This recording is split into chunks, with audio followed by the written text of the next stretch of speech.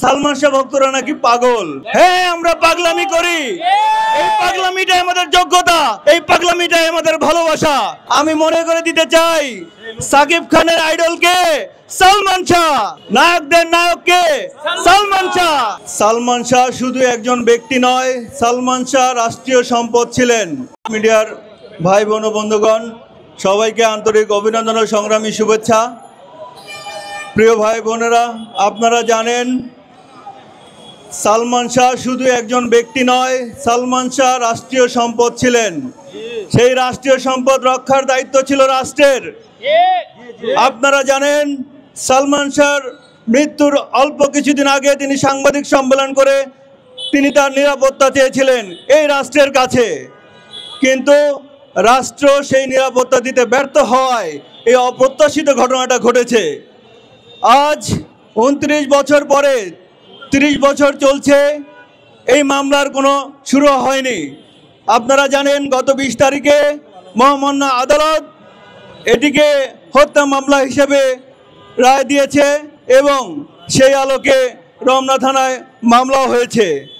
যেহেতু আসামিরা, চিহ্নিত আসামিরা এখনও কেউ কেউ বাংলাদেশে বিরাজ করছে, তাদেরকে কেন এখনও গ্রেপ্তার করা হচ্ছে না, এটাই আমাদের কাছে প্রশ্ন।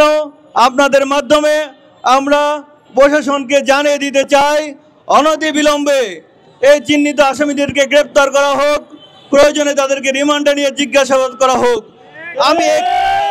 আমি একটু মনে করে দিতে চাই, কোনো ঘরে যদি কোনো ব্যক্তি আত্মহত্যা করে মৃত্যুবরণ করেন, সেই ঘরে যে ব্যক্তি উপস্থিত থাকবে তাকে কেন জবাবদিহিতার আওতায় আনা হবে না? একজন মানুষ যদি পাশের ফ্ল্যাটে মারা যায়, পাশের ফ্ল্যাটের বাকি লোকজন কেন জানতে পারবে না? আমরা বলতে চাই, আমাদের যে নথিগুলি ছিল সেগুলো পুনঃতদন্তের মাধ্যমে অতি সত্বর সালমান শাহ হত্যাকারী হিসেবে চিহ্নিত যারা বাংলাদেশে এখনও বিরাজ করছে তাদেরকে গ্রেপ্তার করা হোক। আমি বলতে চাই, সালমান শাহ মহানায়ক। কেন মহানায়ক? আমাদের ইতিমধ্যে দৃষ্টিগোচর হয়েছে, একজন সিনিয়র অভিনেতা বলেছেন সালমান শাহ নাকি বরিশালের একটি ফুটবল টিম, আর কুমিল্লার একটি ফুটবল টিম, আর সাকিব খান নাকি ব্রাজিল। আমি মনে করে দিতে চাই, সাকিব খানের আইডল কে? সালমান শাহ। নায়কদের নায়ক কে? সালমান শাহ। সালমান শাহ বেঁচে আছেন আমাদের মাঝে, বেঁচে থাকবেন আজীবন। সালমান শাহ মাত্র 3.5 বছরে উনি যা করে দিয়ে গেছেন, যা দেখে গেছেন, তা এখনো স্মরণীয় হয়ে আছে এবং এতেই প্রমাণ হয় উনি মহানায়ক।